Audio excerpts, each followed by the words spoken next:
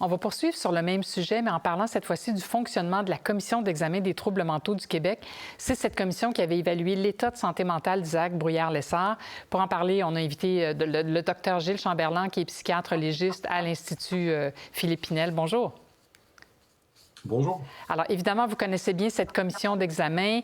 La coroner Kamel a souligné plus d'une fois, d'ailleurs, depuis le début de son enquête, que même si la commission impose des conditions pour remettre en liberté les gens, il n'y a personne qui vérifie si les patients les respectent. On peut se demander à quoi ça sert. C'est exactement la question qu'elle se pose elle-même.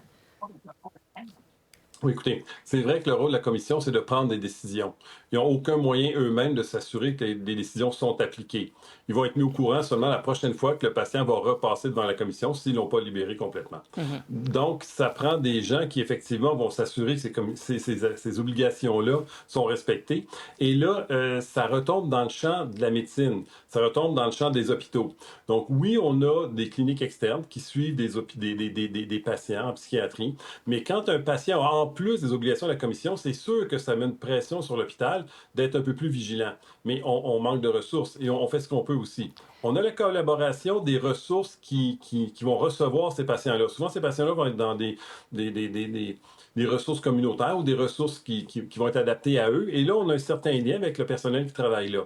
Mais si un patient décide du jour au lendemain d'arrêter de prendre sa médication, si elle lui est pas donnée directement, s'il décide de consommer, s'il décide de fuguer, le mieux qu'on peut faire, c'est d'être avisé. Puis à ce moment-là, on appelle les policiers puis on demande de le retrouver. Oui, c'est ça. On voit des fois ce que ça donne, là. Alors, on peut se demander, Dr Chamberlain, est-ce qu'il faut revoir de fond en comble le fonctionnement de la commission ou peut-être même l'éliminer purement et simplement?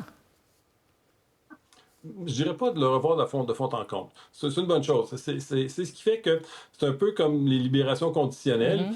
C'est un moyen qui est très, très, très utile, un, pour protéger la société quand tout est bien appliqué, et deux, pour permettre de réadapter un patient en fonction du niveau où il est rendu. Donc, il y a des étapes, et c'est bon qu'il y ait une instance comme la commission qui constate les étapes et qui élargit la liberté du patient au fur et à mesure que ces étapes-là sont atteintes.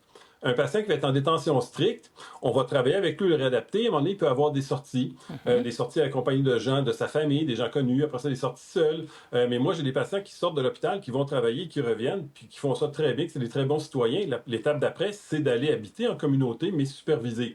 Donc, avoir une instance qui supervise ça, c'est idéal. Mais là où ça accroche, c'est dans les détails, évidemment. Oui. Bon, là, c'est pas un détail parce que souvent, la commission autorise la remise en liberté d'individus qui ont un historique de récidive violente. Parfois même, ils sont dénoncés par leurs proches. Est-ce que la commission prend en considération ça, c'est-à-dire les antécédents de violence? La commission prend en considération toute l'information qui est disponible. Mais je le répète, eux-mêmes ont des balises. Mais la balise est extrêmement particulière, là. Si un patient ne présente pas un danger sévère pour la société, il doit être remis en liberté indéfinitivement. C'est-à-dire que si on n'est pas capable de démontrer qu'il y a un danger sévère, ils vont simplement fermer le dossier, libérer le patient et ne plus le revoir. C'est pour ça que c'est quand même particulier. Et c'est pour ça que toutes leurs décisions débutent par monsieur présente ou madame présente un danger sévère. Donc, on a le droit de lui imposer des conditions. Oui, mais un danger sévère avec des conditions qu'on n'est même pas capable de faire respecter, est-ce qu'avoir déjà commis des gestes violents dans le passé, ça pourrait pas être une indication qui est pas apte à revivre en société, là? Absolument. Et là, je vous suis totalement. Je vais vous donner un exemple. Tant qu'à moi, quelqu'un qui a déjà tué parce qu'il est devenu malade, on ne peut pas se permettre qu'il redevienne malade. Absolument pas. Donc, autant on a des gens qui peuvent avoir une prison à vie, autant on peut avoir des gens qui vont être sous commission à vie, avec quelques règles à respecter, des règles bien simples. Prendre sa médication, pas consommer de drogue. N'importe quel citoyen responsable ferait ça. Donc, c'est pas très exigeant qu'on demande à la commission de rester dans des dossiers avec des règles aussi normales que celles-là. Mais souvent, ces dossiers-là sont fermés et c'est là que les problèmes arrivent. Et la commission a une logique différente des médecins.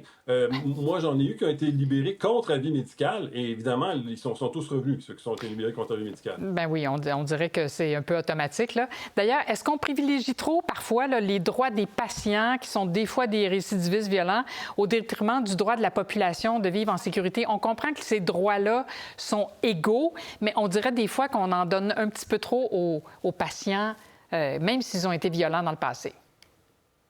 Oui, ce qu'il faut voir, c'est que les patients sont vus comme des citoyens. Donc, on protège la liberté des citoyens pour éviter qu'ils soient évalués contre leur gré, détenus contre leur gré. Donc, il y a toute une série de protections pour protéger les citoyens, les patients étant des citoyens. Donc, à Mhm. partir du moment où ils sont libérés par la commission, ils retombent des citoyens comme tous les Oui, autres. Et là, il faut qu'il y ait un danger avant qu'on puisse les amener. Si on veut qu'un policier les amène, ça prend un danger grave et immédiat au moment où les policiers sont là. Sinon, si c'est simplement un danger, il faut que la famille s'implique, aille c'est bien. devant les tribunaux, prenne une procédure contre leur fils. Donc, c'est cette règle-là qui empêche de faire de la prévention. Oui. Alors, la coroner Jeanne Kamel aura tout un casse-tête à solutionner. Docteur Gilles Chamberlain, merci beaucoup de l'entrevue. Au revoir. Ça fait plaisir. Au revoir. Pour voir nos émissions en entier, rendez-vous sur la chaîne Ici RDI.